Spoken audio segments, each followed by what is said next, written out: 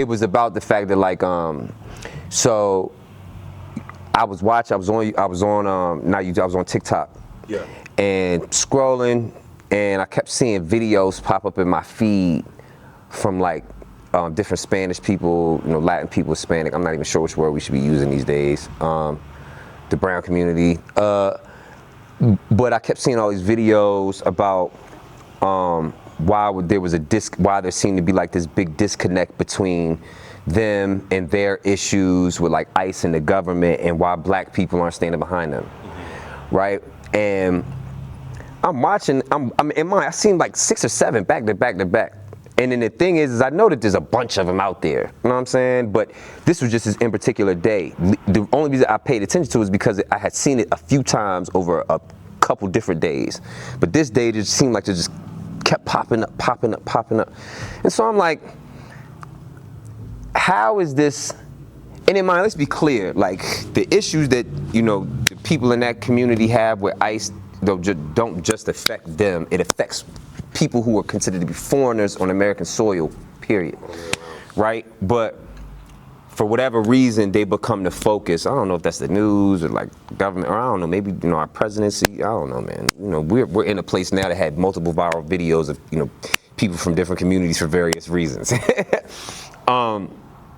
But I'm like, how crazy it is that you would see these videos, but when I think about like hip hop, I trip off of the fact that, and most of the rappers I listen to, you know, I listen to a lot of different kinds of rappers, but I would say like the prime archetype of like the type of rapper I listen to would be like the hustler, the trapper, you know what I'm saying, the drug dealer, you know what I'm saying?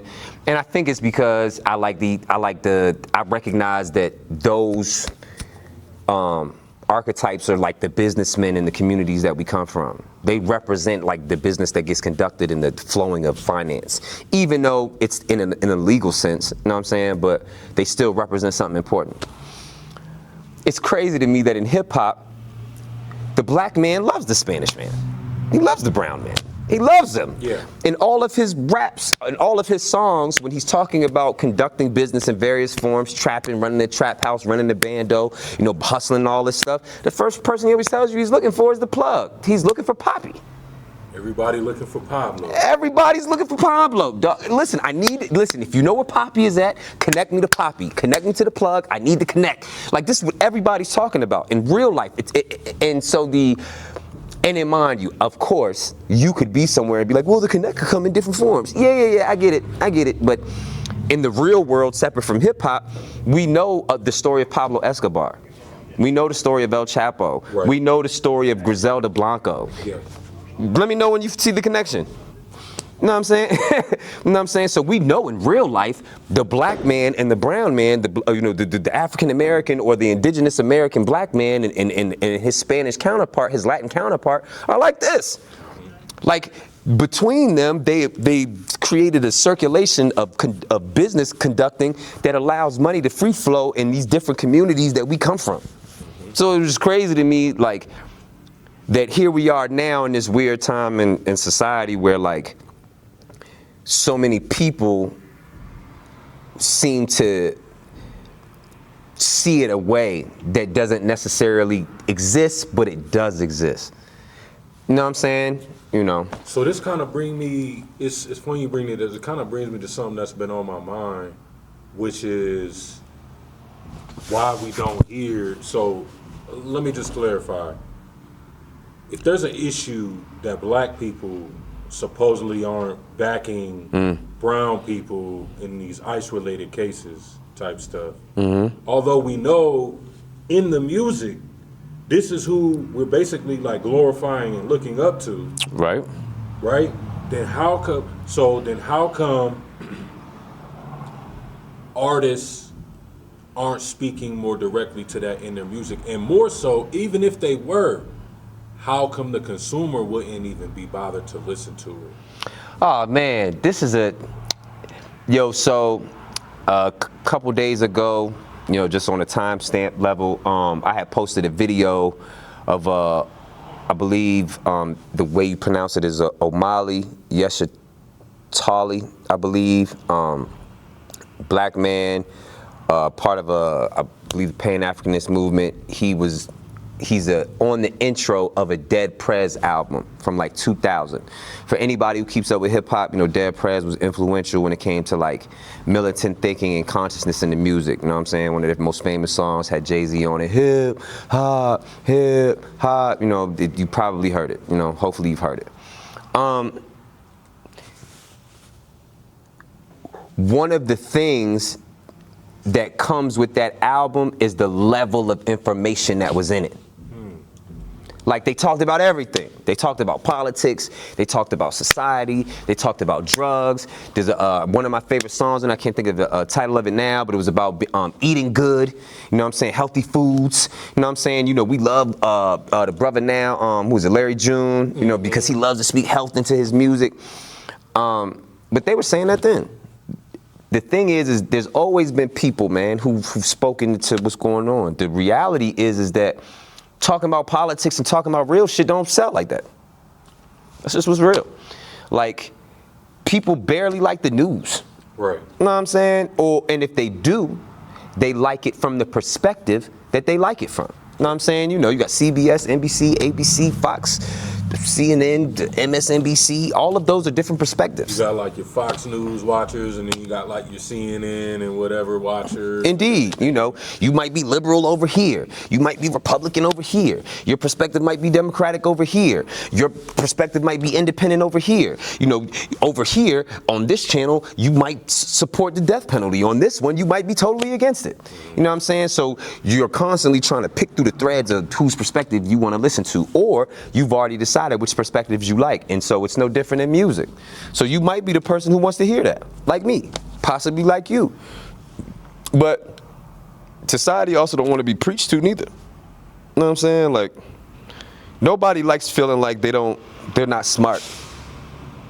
You know what I'm saying? Like, and I think that's the problem that comes with like the quote unquote like conscious rappers who try to speak to what's happening in society. You know what I'm saying? It's like, you don't want to fucking have the person around who makes you feel like you're not up on what's going on.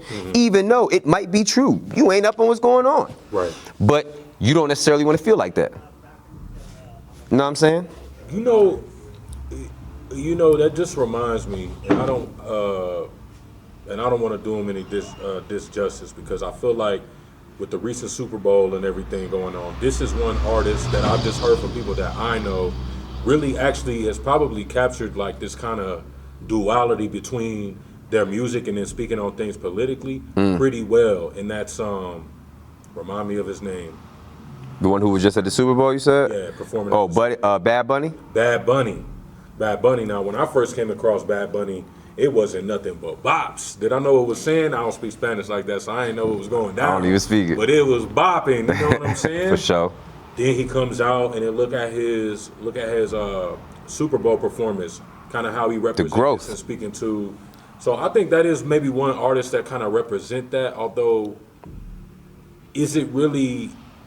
I don't know if it would be considered hip hop. It's more kind of like reggaeton or something like that. Wouldn't you think? That's not the classification. Classification, but I don't know what I would classify as music as. I know it sounds good.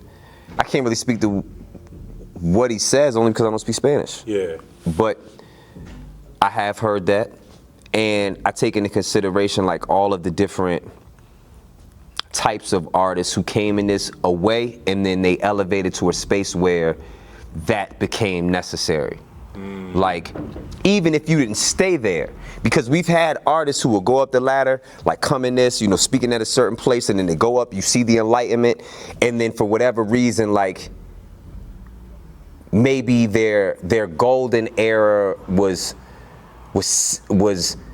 at a certain time where they rapped a certain way, and so now all of a sudden they want to put a part 2 out to a thing, even though it's been mad years, or you want to circle back to a certain form of you that you knew was more popular at a time, even though you might be thinking about this now. Like, Jay-Z's probably one of our greatest examples of this, because we watched him come into this and tell us about his time in the game. We watched him. We listened to him. He told us about his time in the game.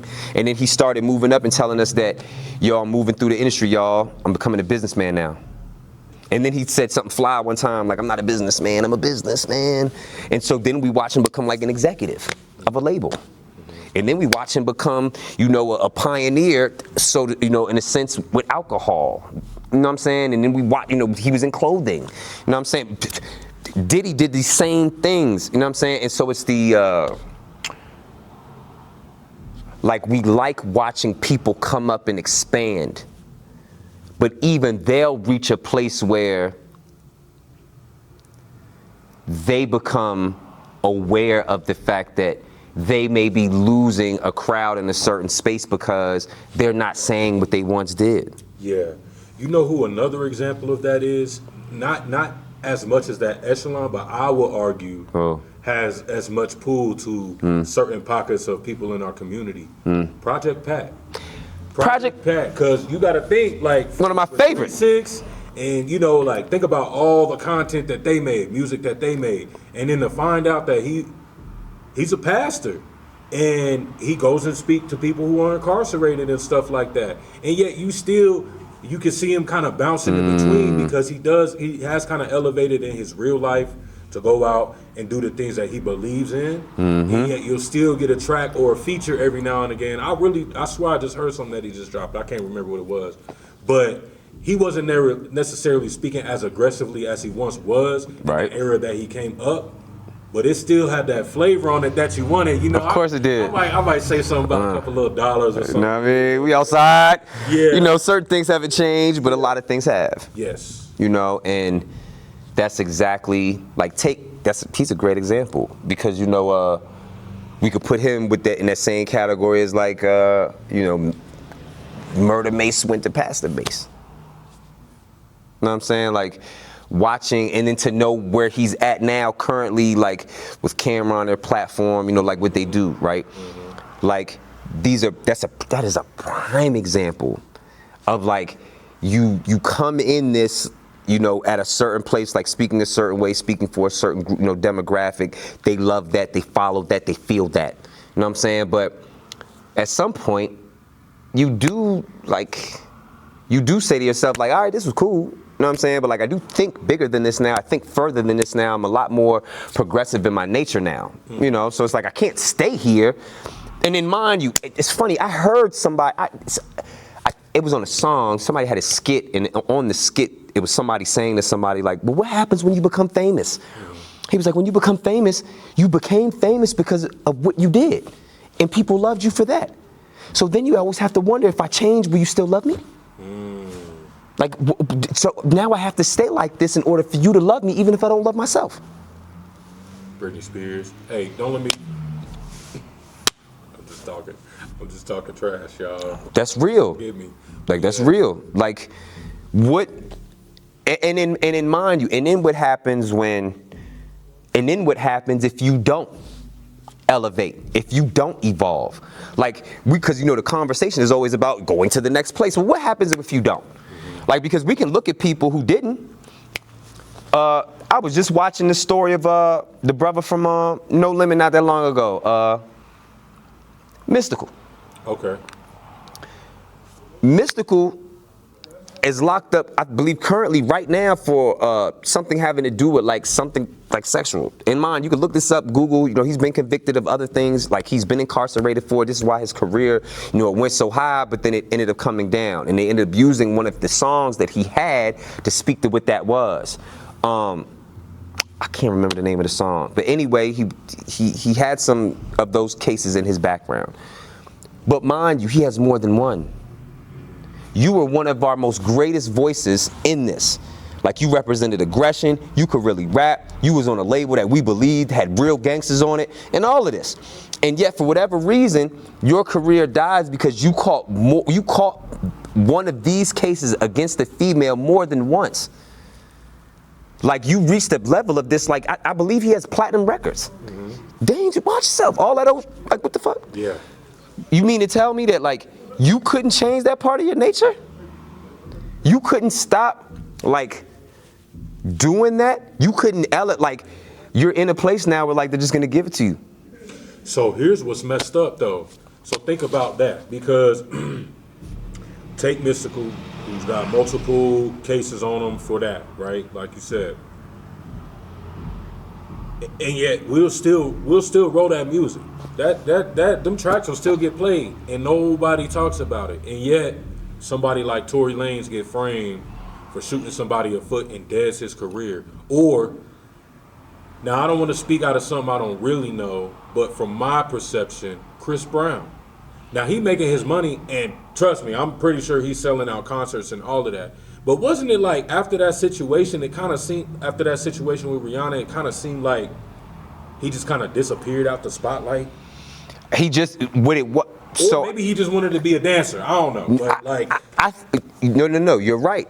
I think that with him, I think it was the fact that he recognized that putting yourself at the forefront of the illusion versus the actual artistry will hurt you. You know what I'm saying? Like, even though he fell back, his catalog to this day now can say it rivals Michael Jackson. Oh, easily. Yeah, bangers. And he's probably, people openly say that, like, best dancer, all of it. he's the last closest thing to get to that level of an entertainer and a male artist that we have today. But to see where he was at the beginning, you know, he was a darling, so to speak, in the entertainment space. And so he was in a lot of things, very young. You know, they put him together as this couple that's maneuvering through this thing, the pressures, you know, being in front of the cameras, having to uphold the royal cloth that comes with the entertainment space. And then, you know, and mine, you know, he's from Virginia. You know, he's from the state that I'm from. So, you know, we all, and I was in prison watching that unfold, like, damn. And then to know that he hit that mile marker that you hope an artist might get to, like if you hit the shittiness of the crash and people down on you, you know, you fucked around, caught the case. So then he circles back, you know, whether it was like that next year or that year after, he did that Michael Jackson performance, he danced and he get to crying on stage and all that. And it's like, right then we can all see like, damn. He realizes the mistake, y'all. He sees the mistake. Like, you're here living out a thing that none of us will ever get to do, bro. Right. You were up here living out a Michael Jackson dream. Like, you're the dancer, you're the singer, you got the platinum records, nigga, you light skinned like this, nigga. What the fuck? All of it. And here in this moment, like, we see that, like, it hits you right then. You know? But then, you know, so then we'll use one of our greatest examples of you do something and yet what you do doesn't necessarily affect the music, so to speak. There is a difference between Robert Kelly and R. Kelly, whether or not we accept it or not. 100%. Like, the truth is Robert likes to do, he has different types of proclivities with young females. But R. Kelly gave us classics. And as much as we want to pretend like, yo, I ain't listening to him no more. Yeah. Like, y'all still listening to R. Kelly. Like, don't try to play with that. Like, that's what I'm saying. Yeah. Like,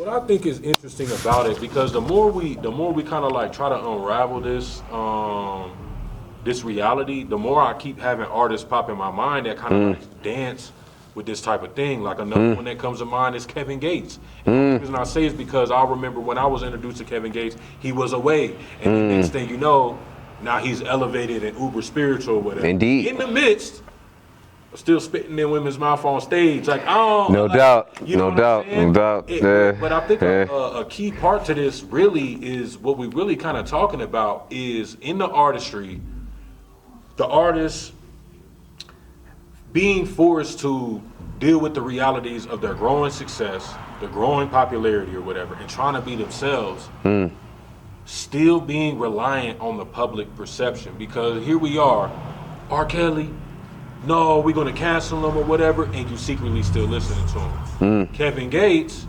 like way more street, and we allow him when he's on camera to be this elevated kind of like a seemingly elevated spiritual dude that's like tapped into some other stuff.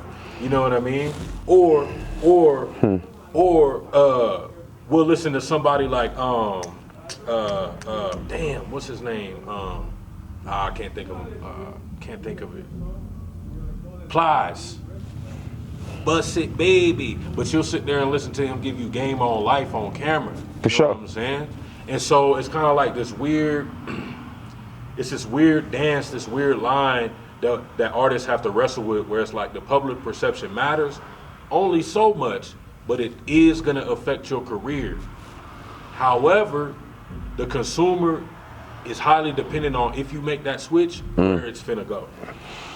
I mean, the switch is always the important part. And in mind you, even in the switch, it's still about, because even if there's a switch, the switch now represents to the consumer an invisible like barrier or limitation or boundary, because I don't know where you're going now. And so I possibly may not want to go there. Or I may want to go there with you, but I don't know how far I may be willing to venture with you, right? Now, mind you, I'll use an example that's not an artist. Take our president. Our president. It's a great example. Great example. We can see it in the voting and what people are openly. Sorry, go ahead, bro. Not my guy. As a person with felonies, bro. Like I listen, man. I don't even like politics. I don't even like politics. But if we have to point out like what it means to be like authentic, you know, how we define real. You know what I'm saying? Like, oh, he's done more shit than like dudes I know outside. Like you grabbing women's vagina, like you do, like, bro, like you got felonies, like people in the political space who you got attachments to, like you getting them out the clink and all that, like you dropping cases, all this, man. Yo, man. But he also gave us The Apprentice. One of those classic lines we got in entertainment is, "You're fired." You see what I'm saying? Thanks. And yet, somewhere in the journey, you still made it to where you made it to. So it's like, as people, like we wrestle, because we wrestle with, you know, with good and evil every day, right and wrong, correct and incorrect. You know what I'm saying? You know, righteous, unrighteous. Like we wrestle with it every day. And so I think the reality is that we're always down for, many of us are always down for like the super unrighteous and the super ignorant. And then the further you get towards the middle of the people who like live in between the two, like we appreciate it, just depending on who it is. Like Nas lives in the middle. Nas is a prime example of living in the middle. Kendrick Lamar is a prime example of living in the middle. Like you represent consciousness and awareness, but you also represent like being a blood. You also represent the projects of Compton. You know what I'm saying? So like we appreciate, but the further you get from that middle over towards like more righteous, it becomes like it's really like a flip, like of a coin.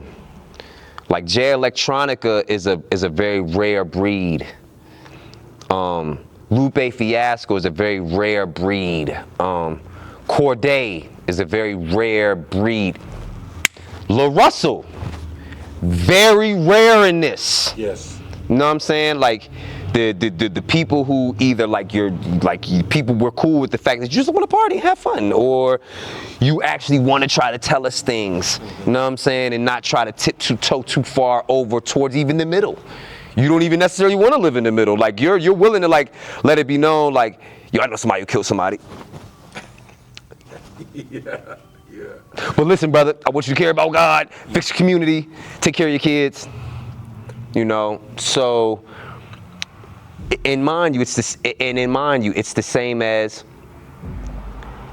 like if we could go outside and give just take black people, just black people. Like if we gave them a choice, Like let's say we could take all the black people in this community, right? And we gave them a choice. Like we can't bring them in here, a bunch of chairs, and on the TV, we're getting ready to show them something. Your choices are Minister Farrakhan or Lil Boosie. They both have a message for you that's important. You determine who you want to listen to. And then we get to see how perspective works. I think you also speaking to something else that because I've been trying to, like I said, I've been trying to unravel this whole thing in my mind, and I appreciate you being here, brother, again for another I appreciate you. installation. And I think what we really actually get into is why people listen to certain music and why they choose to listen to an artist, and it might not be that way for each individual artist. I don't know if how the artist when they emerge presents themselves, if that has a like that initial emergence has an effect on things or not, but because I would listen to both of those people, and it would depend on how I'm feeling that day. They could be saying the exact same message. Let's add one to the pot. Let's go. Add one. Let's go. Minister Farrakhan, Lil Boosie, Charleston White. The same. That's a great add-on. That's a great add-on. Now, mind you, this is where it gets deep. Because the minister has taught us about the importance of being able to speak the language to all groups of people. Even though he's a very eloquent and high level, if not the highest level of speaker from amongst us. Now, that doesn't take away from the fact that Bootsy is equally as important in influence. Yes. And listeners. He might not necessarily be as eloquent or possess the same level of understanding, but he does possess a wisdom that is able to echo amongst crowds that the minister can't get to. And even in Bootsy being what he is, even he isn't the level of ignorance and intelligence that Charleston White represents. Yeah, I feel like Charleston White could garner the attention off of the entertainment side of the things, The fact, as much as Boozy with the culture and influence, Mr. Farrakhan with the level of intelligence and his ability to, and his spirituality as well, like his connection, to something, deeper and bigger than ourselves. You know what I'm saying? Which, they all do in their own right. But there's a reason why different sections of who we are, different demographics of who we are, tap into what they are at the times that they do it for the reasons that they do it for.